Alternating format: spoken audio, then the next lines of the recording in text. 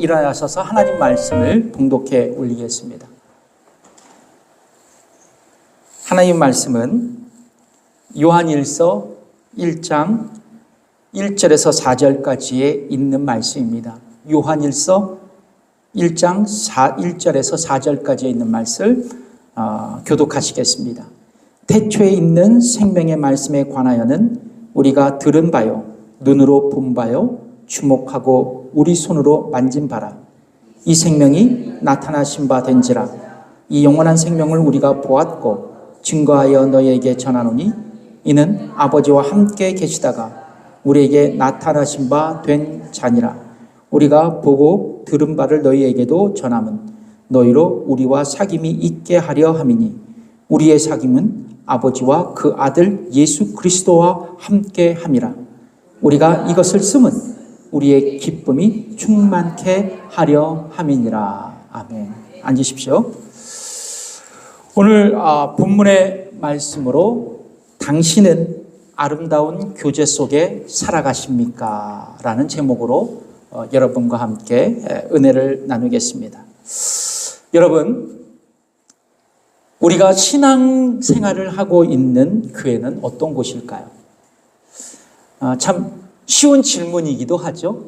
교회란 어떤 곳일까?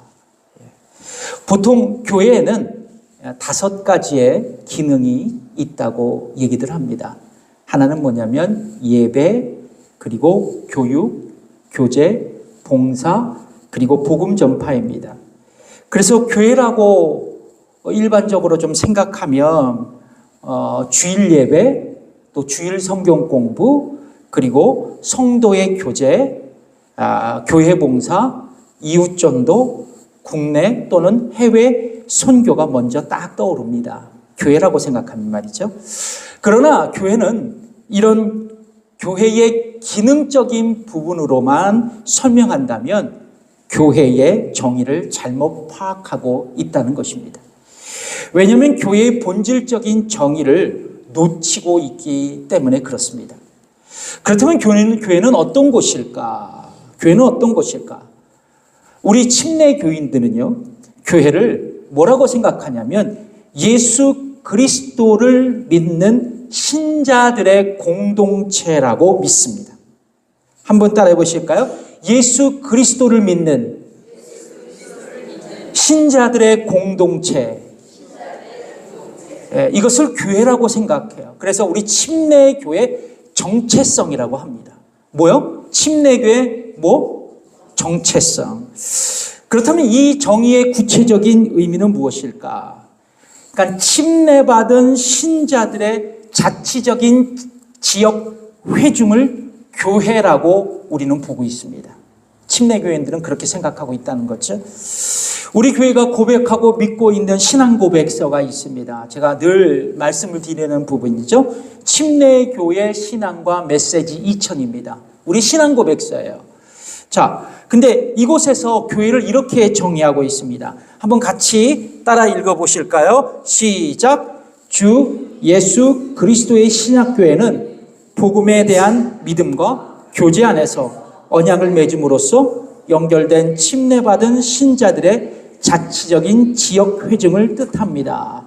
이게 침례교인이 생각하는 교회의 의미입니다. 그렇습니다. 여러분, 교회는요, 예수님을 나의 구원자와 또한 인생의 주님으로 믿고 고백해서 침례받은 신자들이 모인 공동체입니다. 그래서 여러분, 서든 배프티스트들은 유아 세례를 채택하지 않습니다. 인정하지 않아요. 왜냐하면 유아는 신앙 고백을 할 수 있는 나이가 아니기 때문에, 다시 말하자면 신앙 고백할 수 없는 나이기 때문에 침례를 줄 수 없다는 것이 우리 침례 교인들의 생각입니다. 그래서 침례교회는 오직 신앙 고백을 한 신자에게 침례를 베푸는 신자 침례를 우리 침례교회는 시행하고 있습니다. 그리고 거듭난 신자들로, 성도들로 교회 회원을 삼아야 한다는 원칙을 갖고 있어요. 그러므로 여러분, 교회는 빌딩이 아니에요. 여러분, 교회는 건물이 아닙니다. 교회는 거듭나고 침례받은 신자들의 모임이에요. 믿으십니까? 그래서 건강한 교회는 교회 건물이 참으로 아름답고 교회 시설이 불편함이 없고 교회 시스템이 완벽하게 갖추어진 곳이 아니라 교회에 얼마나 많은 성도들이 거듭난 신자인가에 따라서 건강한 교회가 판결이 날 수 있는 거예요. 여러분 믿으십니까? 그래서 교회가 건강해지려면 뭐요? 거듭난 신자들로 가득 채워져야 한다는 것입니다. 그래서 여러분 우리 교회가 비록 규모가 작지만 우리 교회 모든 신자들이 거듭난 신자로서 거듭난 성도로서 신앙생활을 한다면 우리 교회는 뭐요? 건강한 교회다라는 거예요. 그러니까 그런 자부심을 가질 수 있어야 된다는 겁니다. 한 걸음 더 나아가서 교회는요 보편교회와 그리고 지역교회로 나눌 수 있습니다. 어떤 교회? 보편교회와 어떤 교회? 지역교회. 따라해봅시다. 보편교회, 지역교회. 우리 침례교회에서 교회에 구분할 때 이 용어를 많이 써요. 보편교회, 다른 말로 우주적 교회, 그리고 지역교회로 나눌 수 있습니다. 보편교회는 뭐냐면 전 세계적으로 예수 그리스도를 믿는 신자들의 모임을 의미합니다. 그러니까 시간과 공간을 초월해서 존재하는 예수 믿는 모든 신자들의 공동체가 바로 뭐예요? 보편교회라는 겁니다. 그래서 이 세상의 모든 그리스도인들이 한마디로 교회다라고 생각할 수 있어요. 자, 그런데 보편교회의 반대적인 개념이 뭐냐면 지역교회입니다. 이 지역교회는 뭐냐면 어떤 특정한 장소에서 예수 그리스도를 믿는 신자들의 모임을 지칭할 수 있는 거예요. 그래서 지역교회에 속한 것이 우리 교회입니다. 그렇죠? 네, 우리 교회가 될 수 있는 거예요. 그러므로 여러분 다시 강조해 말씀드리자면 지역교회는 지역에 있는 교회 빌딩이 아니에요. 지역에 있는 큰 교회가 참 아름다운 교회이라고 생각하지만 그 교회만이 교회가 아닙니다. 비록 교회에 빌딩이 없어도, 비록 교회의 규모가 작아도, 비록 가정에서 몇몇 거듭난 신자들이 모여 예배드리는 그 곳이 바로 교회가 될 수 있어요. 지역교회가 될 수 있다는 거예요. 이것은 저의 개인적인 견해가 아닙니다. 여러분, 우리는 이런 교회의 모습을 1세기 초 초대교회에서 성경에 보면 찾아볼 수 있어요. 그래서 여러분, 교회 지역교회는 뭐요? 거듭난 신자들의 모임이다.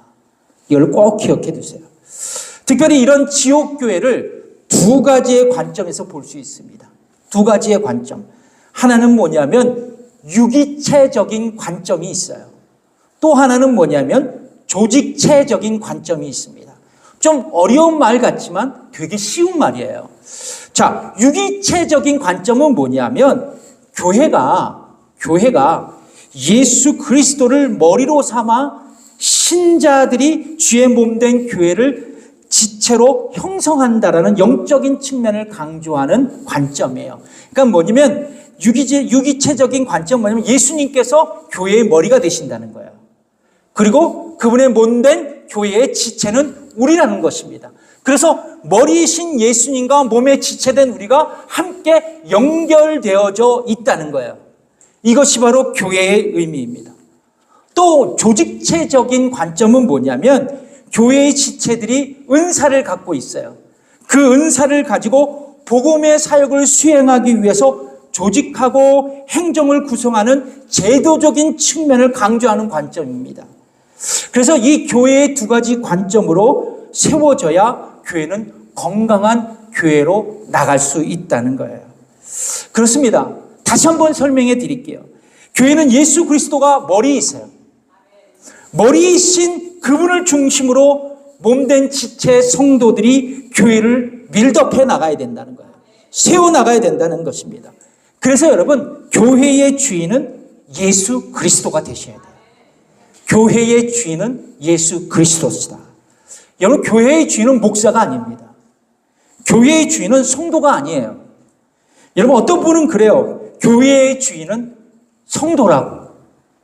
여러분, 어떤 의미에서 이런 얘기를 하는지 모르겠어요.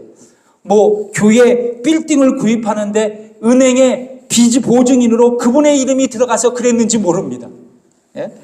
그럼에도 불구하고 교회의 주인은 보증선 성도가 아니에요. 예수님이십니다. 그래서 예수님은 교회의 주인이시고 실질적으로 예수님은 교회의 담임 목사님이세요. 예. 그럼 저는 뭐냐? 그냥 부교육자. 그래서 제가 생각하는 목회자의 정체성은 뭐냐면 교회의 담임 목사님은 예수님으로 삼고 그리고 나는 교육자들은 예수님의 부교육자로서 교회를 섬기는 것에 있다. 이것이 정직한 목회관이 아닐까 생각해요. 성도들은 뭐냐? 목사님과 더불어 함께 교회를 섬기는 부교육자들이다. 여러분 믿으세요? 그래서 여러분들은 다 교회의 부교육자들이야. 부교육자들. 저만이 부교육자가 아니라 여러분 모두가 부교육자입니다. 옆분과 인사하겠습니다. 나도 교회의 일꾼입니다. 나도 교회의 부교육자입니다. 예. 그러니까 중요한 건 뭐예요? 교회의 머리는 누구예요? 예수님이세요. 그리고 예수님의 명령을 받들어 교회를 섬기는 것이 바로 우리 모두입니다. 그러므로 여러분 교회의 머리이신 예수님의 말씀에 우리는 순종해야 돼요. 그래서 성경은 예수님만이 교회를 이끌고 통치하시는 분신하는 진리를 우리에게 알려주고 가르쳐주고 있습니다. 또한 교회는요, 예수 그리스도를 중심으로 성도들이 가지고 있는 은사를 동원해서 교회의 조직과 행정을 기초로 복음의 사역을 감당해야 한다는 것이에요. 이 말씀은 하나님께서 주신 은사로 예수 그리스도의 몸된 교회에서 교회의 질서에 따라 각 성도들이 자신의 역할대로 가지고 있는 은사를 가지고 교회를 세워가야 한다는 의미입니다. 여기에는 결코 예인 성도들이 없어요. 모든 그리스도인들은 주님의 몸된 교회의 지체로서 자신의 역할을 감당해야 합니다. 그러므로 여러분 지역교회에 대한 이 두 가지 관점, 유기체적인 관점, 조직체적인 관점이 함께 강조되고 동시에 보완되어야 교회는 건강한 교회가 될 수 있다는 것이에요. 그러나 여러분 교회에 대한 관점에서 우리가 고려해야 할 사항이 있다면 그것은 바로 유기체적인 관점입니다. 이 말은 왜냐하면 유기체적인 교회의 관점은 교회를 정의하는데 가장 기본이 되기 때문에 그래요. 성경 말씀을 볼까요? 골로새서 1장 18절에 있는 말씀입니다. 뭐라고 말씀하나요? 그는, 읽어보겠습니다. 시작. 그는 몸인 교회의 머리라. 그는 누구예요? 예수님은 몸인 교회의 머리래요. 예수님은 교회의 머리이십니다. 고린도전서 12장 27절 시작. 너희는 그리스도의 몸이요 지체의 각 부분이라. 우리는 뭐예요? 그리스도의 몸의 지체래요. 그러니까 머리와 지체가 함께 유기체적으로 연결되어진다는 것입니다. 함께 연결되어서 교회를 세워가야 된다는 거예요. 자, 그런데 이런 교회의 정의 속에 이 유기체로서의 교회를 이해할 때 빼놓을 수 없는 개념이 뭐냐면 교제입니다. 코이노니아예요. 코이노니아. 그 왜 중요한가? 여러분, 성경이 말하는 교제란 무엇인가에 대해서 우리가 알 필요가 있어요. 자, 성경이 말하는 코이노니아, 교제는 어떤 것일까? 여러분과 함께 말씀을 나누겠습니다. 첫 번째, 하나님과 성도들의 교제예요. 우리가 교제라고 생각할 때 첫 번째, 하나님과 성도들의 교제입니다. 여러분, 인간을 흔히 사회적 존재라고 하죠. 사회적 동물이라고도 합니다. 인간은 홀로 살아갈 수 없는 존재라는 것을 이야기하는 말이에요. 동일하게 성경도 인간이 홀로 살아갈 수 없는, 살아가지 못하는 존재인 것을 말씀을 통해서 우리에게 증거하고 있습니다.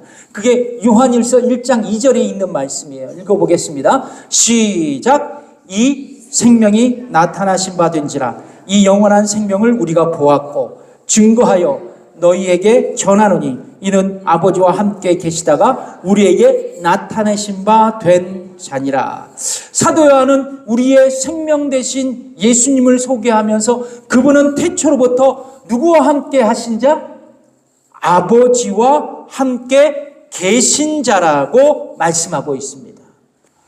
여러분, 삼위일체 하나님은요, 창조 이전부터 성부, 성자, 성령 하나님으로 인격적으로 교제하시면서 존재하셨어요.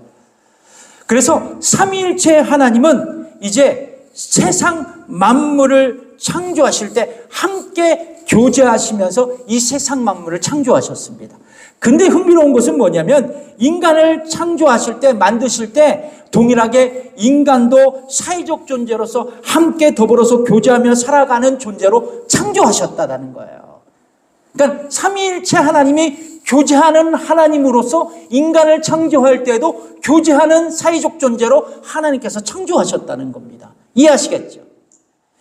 그래서 여러분, 하나님은 가정을 만드셔서 인간 홀로 살아가지 못하도록 하신 거고요. 그리고 우리가 예수를 믿고 구원받을 때에도 우리가 개인적으로 홀로 세상을 살아가지 못하게 하시려고 교회라는 공동체에 속한 지체로 살아가고 교제하도록 우리를 이끄셨다는 것이에요. 그래서 하나님은 애초부터 우리를 공동체에 속한 사회적 존재로서 창조하셨다는 것입니다. 그렇다면 여러분, 그렇게 교제하며 창조한 하나님의 분명한 목적은 무엇일까? 교제하는 인간으로서 하나님께서 창조하신 그 목적은 무엇일까? 하나님께서요, 우리를 교제하는 인간으로 만드신 그 목적은 뭐냐면 우리와 교제하시면서 우리를 통해서 찬양받기를 원하셨기 때문에 그래요. 그게 바로 하나님께서 인간을 창조하신 목적입니다. 이사야서 43장 21절의 말씀을 읽어볼까요? 제가 읽어드릴게요. 이게 읽어드리겠습니다. 시작. 이 백성은 내가 나를 위하여 지었나니 나의 찬송을 부르게 하려 함이니라. 따라해볼까요? 이 백성은 내가 나를 위하여 지었나니 나의 찬송을 부르게 하려 함이니라. 아멘. 그렇습니다. 여러분, 하나님께서 우리를 창조하신 목적은 뭐냐? 우리와 교제하시면서 우리를 통해서 찬양과 영광을 받기 위해서다. 성경은 말씀하고 있거든요. 그래서 여러분, 성도의 참된 교제의 시작은 하나님과의 교제로부터 시작된다. 이것이 왜 중요해요? 방금 전에도 말씀드렸잖아요. 인간 창조의 목적이 바로 여기에 있기 때문이다. 그래서 인간 창조의 목적이 하나님과 교제하면서 창조주이신 그분의 영광을 드러내면서 그분의 이름을 높이는 그 찬양의 목적이 있다라는 것이죠. 그래서 여러분, 우리는요, 교제하는 인간으로 창조된 그 목적은 결국 하나님과 교제하면서 하나님을 높여드리는, 찬양하는 그런 목적으로 우리가 창조되었다는 것을 늘 기억하십시오. 자, 그렇다면 여러분, 우리는 하나님과 그러면 어떻게 이런 참된 교제를 나눌 수 있을까라는 거죠. 자, 요한일서 1장 6절에서 7절 상반절의 말씀을 함께 읽어볼게요. 시작. 만일 우리가 하나님과 사귐이 있다 하고 어둠 가운데 행하면 거짓말을 하고 진리를 행치 아니함이거니와 저가 빛 가운데로 계신 것 같이 우리도 빛 가운데 행하면 우리가 서로 사귐이 있고 그 아들 예수의 피가 우리를 모든 죄에서 깨끗하게 하실 것이요. 잘 읽어보시면, 잘 들어보시면 먼저 성경은 뭐냐면 만일 우리가 어두운 가운데 행하면 거짓말하고 진리를 행하지 아니하여 범죄하게 된다고 말씀하면서 뭐라고 하냐면 우리가 빛 가운데로 행하면 하나님과의 사귐이 있게 될 것이라고 말씀합니다. 그렇습니다. 여러분, 성경은 인간이 아담과 하와의 범죄로 하나님과의 교제가 단절되었던 것 같이 동일하게 우리가 어두운 가운데 행하면, 죄 가운데 행하면 하나님의 교제가 불가능하다는 것을 말씀해 주고 있어요. 이사야 선지자는 이 부분을 이렇게 선포하고 있습니다. 이사야서 59장 1절과 2절의 말씀인데요. 읽어볼게요. 시작. 여호와의 손이 짧아 구원치 못하심도 아니요 귀가 둔하여 듣지 못하심도 아니라 오직 너희 죄악이 너희와 너희 하나님 사이를 내었고 너희 죄가 그 얼굴을 가리워서 너희를 듣지 않으시게 함이니.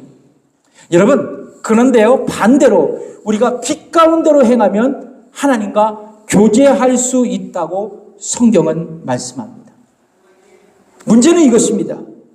그렇다면 우리는 어떻게 빛 가운데로 행할 수 있을까?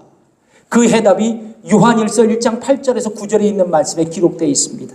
읽어볼게요. 시작. 만일 우리가 죄 없다 하면 스스로 속이고 또 진리가 우리 속에 있지 아니할 것이요.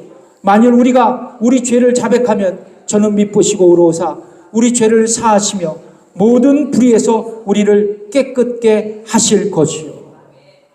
그러니까 우리가 빛 가운데로 행하기 위해 미쁘시고 의로우신 하나님 앞에 우리가 죄인임을 인정하고 고백해야 한다는 것이에요. 왜냐하면 인간은 죄인이기 때문에 자신의 죄를 깨끗이 스스로 할 수 없고 스스로 구원받을 수 없기 때문에 그래요. 그래서 여러분, 죄의 고백은 하나님과의 올바른 교제를 가지기 위한 첫 번째 단계예요. 그런데 여러분, 우리가 나의 죄를 스스로의 능력으로 고백할 수 있을까? 나의 죄를 스스로의 능력으로 고백할 수 있을까요? 스스로 회개할 수 있을까요? 저는 아니라고 생각해요. 성령님께서 나를 거듭나게 하셔야 내가 죄인인 것을 인지할 수 있습니다. 그러면 여러분, 성령님께서 나를 거듭나게 하셔서 나의 죄를 고백할 수 있는 거예요. 그렇다면 여러분, 하나님은 어떻게 우리의 죄의 문제를 해결해 주셨을까? 요한일서 1장 7절이 그 답을 합니다. 읽어보겠습니다. 시작. 그 아들 예수의 피가 우리를 모든 죄에서 깨끗하게 하실 것이요. 그러니까 중보자이신 예수 그리스도를 우리에게 하나님께서 보내주셨어요. 그리고 그분의 십자가의 죽음으로 우리의 죄의 문제를 해결해 주셨다는 거예요. 그렇습니다. 성령님께서 나를 거듭나게 하셔서 죽었던 나의 영을 살리시고, 그래서 내가 죄인인 것을 깨닫게 하시고 내가 죄인인 것을 고백하게 하셨어요. 그리고 예수님의 십자가의 죽음이 나의 죄를 속죄하게 한 사건으로 받아들이게 하셔서 예수님을 나의 구원자와 그 인생의 증으로 믿게 하셨다는 것이에요.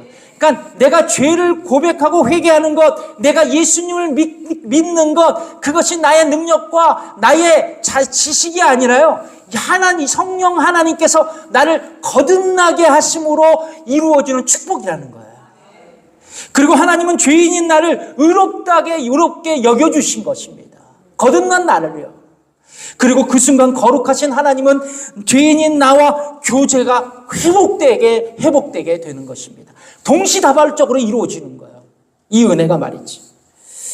그러므로 여러분, 하나님과의 교제는 먼저 성령님의 도우심으로 내가 거듭나고 나의 죄를 고백하고 예수 그리스도를 영접해서 하나님의 자녀가 될 때 빛 대신 하나님과 교제가 가능해질 수 있다는 거예요.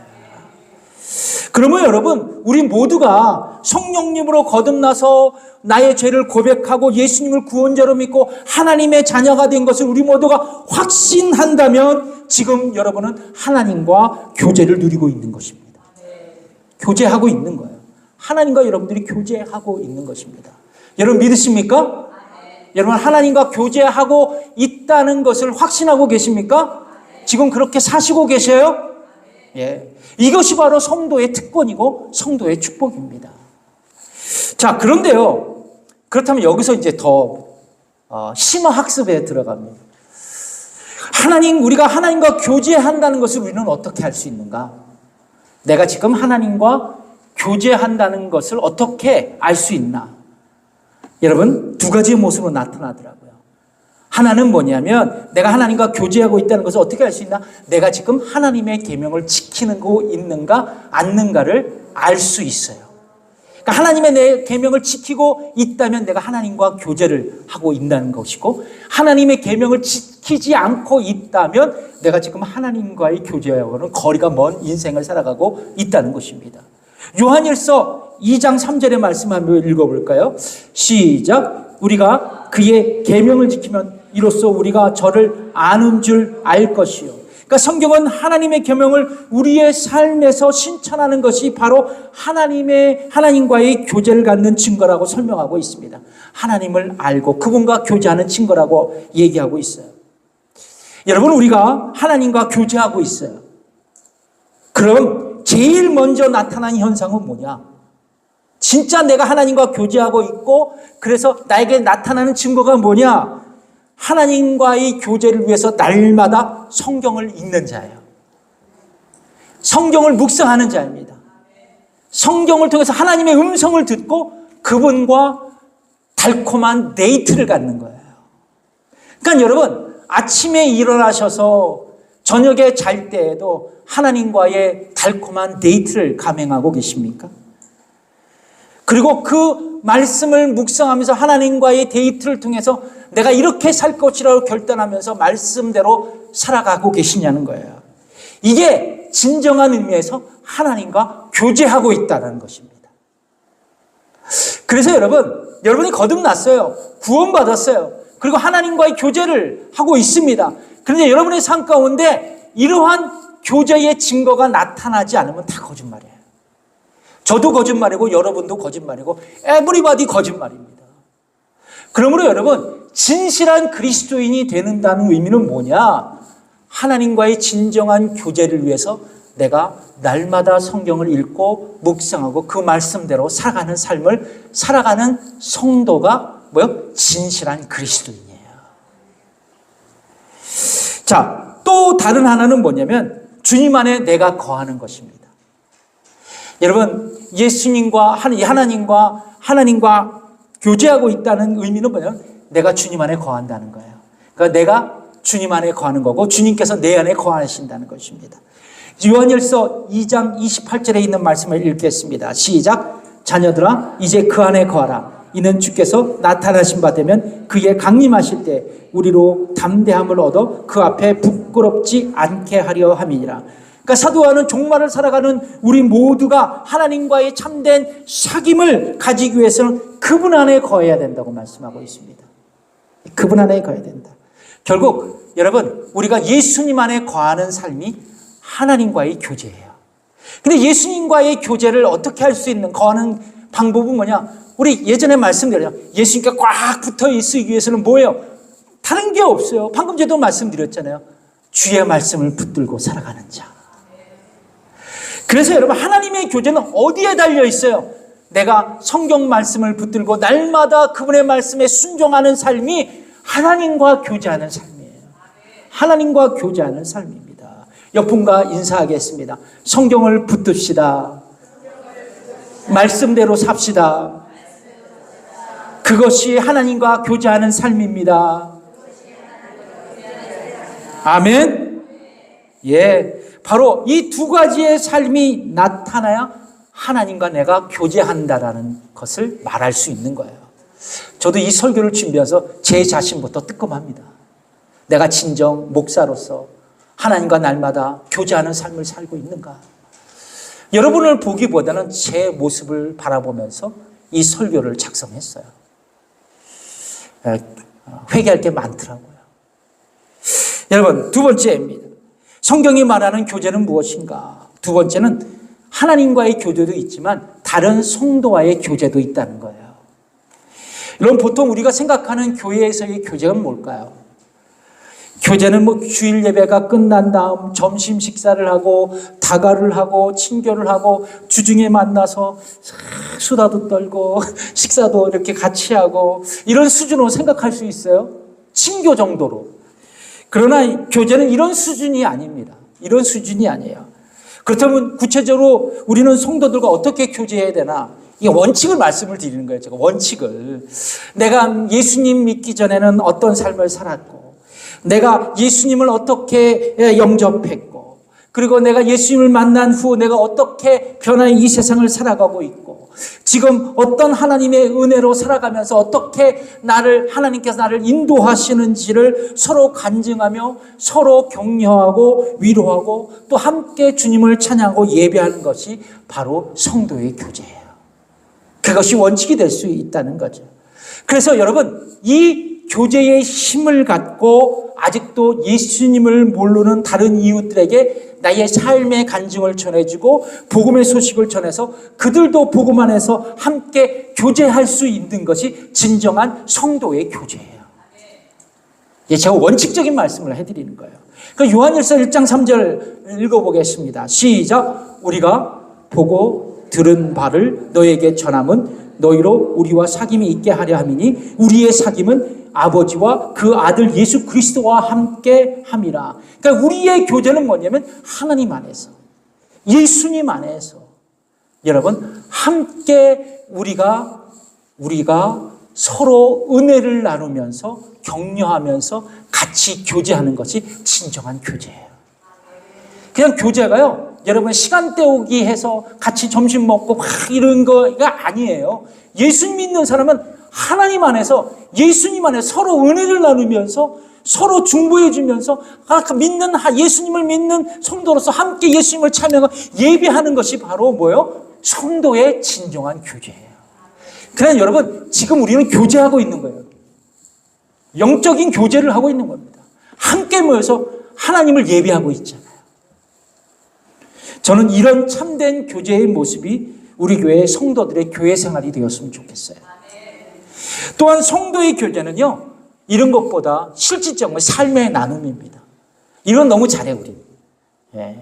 함께 만나서 자신의 살아온 이야기, 자신의 성공과 실패, 그리고 자신의 기쁨과 슬픔을 나누는 시간입니다. 우리 김선화 권사님은 대동아 전쟁서부터 쭉 자신의 일생을 얘기하셔요. 내가 3번의 전쟁을 거쳤습니다. 대동아 전쟁서부터 자신의 이야기를 하는 거예요. 그래서 함께 얘기하면서 그분에게 내가 배우고 내가 그분께 배우고 서로 용기를 북돋아줬고 격려하고 또 슬픔과 기쁨도 같이 함께 나누면서 함께 치유되고 함께 위로받고 격려되고 더 나아가서 나의 삶이 변화되는 그 현장이 우리의 삶의 나눔의 교제의 현장이 될 수 있어야 돼요. 그래서 교제하고 난 다음에 찜찜한 분이 있어요. 그러면 안 돼. 그렇죠? 남의 얘기만 하고 오면 왠지 교제하고 나면 뭔가 마음이 허하고 황당해요. 내가 뭐 하고 왔나? 난 시간만 때웠나? 이런 게 될 수 있다고요. 근데 여러분, 함께 만나서 서로 격려하고 위로하고 축복해주고 중보기도 해주고 격려하고 저 사람이 나로 인해서 기쁨을 얻고 새로운 삶을 살겠다고 함께 다짐하고 떠나는 그 교제의 시간은 뭐예요? 나에게는 기쁨이 되는 거예요. 격려의 시간이 되고 축복의 시간이 되는 겁니다. 제가 본 영화 중에요, 가장 생각나는 영화 중에 몇 편이 있는데요. 그 영화 중에 하나가 뭐냐면 수년 전 아카데미 작품상을 받은 킹스 스피치라는 영화예요. 킹스 스피치. 그러니까 이 영화가 뭐냐면 한 인간이 또 다른 한 인간을 만나서 교제하는 가운데 치유와 변화가 일어나는 그런 일화를 소개한 영화였습니다. 이 영화는 뭐냐면 제2차 세계대전이 일어난 이 바로 직전에요, 영국의 왕이 된 사람이 있습니다. 조지 6세예요. 조지 6세. 근데 이 사람이요, 말더듬이에요. 말을 잘 하지 못해요. 그러니까 왕은 스피치를 잘해야 되잖아요. 리더는요. 이분이 말더듬이에요. 그러니까 국민과 이게 소통하는 게 불가능했어요. 그런데요, 여러분, 이 조지 6세가 어느 날 괴짜 언어 치료사를 만나요. 근데 그 치료사를 만난 이후 그의 삶의 장애와 아픔을 극복하고 이 말더듬이에서 연설 잘하는 왕으로 변화됩니다. 그것이 줄거리예요. 이 조지 6세는요, 어렸을 때요, 함께 이렇게 자라면서 자신을 키워주는 유모에게 학대를 받습니다. 그리고 조지 6세는 왼손잡이에요. 왼손잡이. 근데 옛날에도 우리 한국에서 왼손잡이 막 엄마가 오른손잡이야 돼 막 구박했잖아요. 영국에서도 자기 아버지한테 구박을 많이 받았어요. 그래서 그게 원인이 돼서 조지 6세가 어렸을 때부터 말더듬이가 되었습니다. 언어 장애인이었어요. 자, 그런데 영화의 시작은 어떻게 시작됐냐면 대영제국 박람회 개막식 때 이 조지 6세가 라디오 연설을 하는데 비참하게 실패하는 것으로 시작됩니다. 그의 아내 엘리자베스가요, 여러 가지 노력을 기울여요. 그럼에도 불구하고 그를 치료하지 못했어요. 자, 그런데 이때 만나게 된 언어 치료사가 있습니다. 근데 이 언어 치료사가요, 상대가 왕자인 줄 알고도 서로의 이름을 부르면서 평등한 친구의 입장에서 만나고, 그래서 자기의 마음을 열고 함께 시간을 보내야 된다고 얘기를 합니다. 어찌 일개 치료사가 대형적의 왕자에게 썰을 하지 프렌드라고 얘기를 하겠어요. 그렇게 하자는 겁니다. 그리고 이제 그와 함께 교제하면서 치료하게 돼요. 여러 가지의 그런 악조건도 있었지만 조지 6세는 이 치료사에게 자기의 마음을 열고 내면을 드러내 보이기 시작했습니다. 치료사는 뭐라고 해요? 욕하고 싶으면 욕하라고, 화내고 싶으면 화나라고, 춤추고 싶으면 춤추라고, 뒹굴고 싶으면 뒹굴라고, 함께 그렇게 조지 6세와 친구가 돼서 교제하면서 그리고 함께 삶을 살아가요. 근데요, 진짜 춤을 쉬고 싶을 때는, 뒹굴고 싶을 때는, 울고 싶을 때는 함께 울고 웃고 그런 생활을 시작했습니다. 이제 치료의 과정이 어느덧 이제 마지막 단계에 이르렀어요. 근데 독일이 영국을 침공하는 선전포고를 했습니다. 그때 영국 국민을 설득하는 그런 대국민 연설을, 라디오 연설을 했어요. 근데 조지 6세가 성공적으로 이 대국민 연설을 마치게 됩니다. 치료사 로그라는 사람인데 이 연설을 시작하는 조지 6세에게 이렇게 옆에서 뒤에서 뭐라고 얘기하면, 내가 당신 앞에 있을 거라고, 내게 이야기하듯 국민들에게 연설을 하라고. 이 치료사가 마치 오케스트라를 지휘하는 지휘자처럼 이제 조지 6세를 격려합니다. 그리고 조지 6세는 그의 격려를 받고 멋지게 영국 국민들에게 대국민 연설을 성공적으로 마치게 돼요. 이것이 바로 교제의 축복이 아닐까 생각합니다. 성도 여러분, 저는 우리 교회 모든 성도들이 서로의 아픔과 고통을 나누면서 서로가 서로에게 치유하는 치유자가 되었으면 좋겠어요. 경전자가 되었으면 좋겠습니다. 그리고 더 나아가서 메마른 땅을 살고 있는 우리 이웃들에게 산물을 쏟아내는 치유의 오아시스가 되었으면 좋겠어요. 여러분, 수년 전에 떠나신 성공의 대덕천 신부님이 계십니다. 이분이 어떤 얘기를 하셨냐면, 우리가 교회 생활의 본질인 교제를 소홀히 하고 있다는 거예요. 교회가 지금 이 시대에 교제를 소홀히 하고 있다고 얘기를 합니다. 그 이유가 뭐냐면 유교적 영향을 교회가 받았다 그래요. 그 한 예로 뭐냐면 교회의 교가 가르칠 교로 생각했기 때문에 우리 교회는 교제를 잃어버렸다고 얘기합니다. 가르칠 건 게 교회는 가르치는 곳이라고 생각했기 때문에 교제를 더 이상 교회에서는 하지 않았다는 거예요. 우리 한국인들의 교회는 말이죠. 반대로 교회는, 이분이 주장하는 교회의 교자는 교통할 교자로 써야 된다고 얘기를 합니다. 그러니까 그래서 우리 교회는 가르치는 교회라 서로 교제하는 교회로 모여야 된다고 말씀하고 있어요. 대덕천 신부의 얘기입니다. 여러분, 교회는요, 무엇보다도 유기체적인 교회는 하나님 예수님을 머리로, 우리는 그분의 교회의 지체로 함께 예수님과 연결되어서 예수님과 함께 교제하는 교회의 모습이 되어야 돼요. 뿐만 아니라 성도들도 함께 서로 격려하며 세워주는 교제의 공동체가 될 수 있어야 합니다. 여러분, 예수님의 십자가를 생각해 보십시오. 예수님의 십자가는 두 가지 차원의 교제를 상징합니다. 수직적인 교회, 수직적인 교제, 하나님과 나. 그리고 수평적인 교제, 성도와 성도. 이 교제가 둘이 합쳐질 때 이 땅에 십자가의 교회가 세워지는 거예요. 사랑하는 성도 여러분, 우리 교회가 십자가의 교회가 되기를 원합니다. 하나님과의 교제, 성도의 교제가 풍성히 일어나는, 교제하는 교회가 되기를 주님의 이름으로 축복합니다. 기도하겠습니다.